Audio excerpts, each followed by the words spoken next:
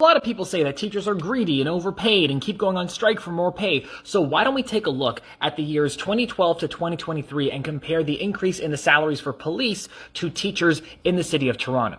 Of these 12 years, in 5 of them, teachers got a 0% pay raise, and in 5 of them, they got a 1% pay raise. The overall cumulative percent rate that teachers' salaries went up over this 12-year span was 8.5%. Meanwhile, in this time frame, inflation was 26.4%, with teachers only exceeding the rate of inflation in 1 year by 0.4%. Police, on the other hand, had a pretty steady and fair rate increase, with approximately 2% every year, with some years being a little higher.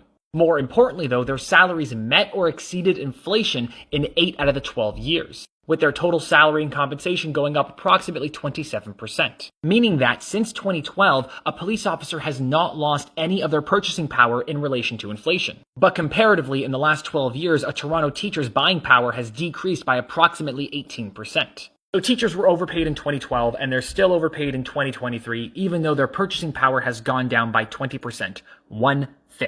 There is no industry in which this would normally be tolerated. The reason it's tolerated in teaching is because most teachers do it because they love their job. And I guarantee you that if you had given cops the same pay decrease that you gave to teachers over the last 12 years, you would most likely see a much more reactionary response than what you've gotten from teachers, mainly doing work to rule for a couple of months at most over the last 12 years. Now, don't get me wrong, I'm not bashing cops in this video. The point is I'm trying to show that when you're in the public sector, getting a pay increase of approximately inflation, if not a little more than that, is fair. You should be meeting inflation. You don't have to exceed it every year, but your salary should be meeting inflation every year. Okay, maybe not when you're getting like the mass inflation like that, like I get it, like some things are out of our control. But if we're able to give these fair pay raises to cops, why can't we give them to teachers and why can't we give them to nurses?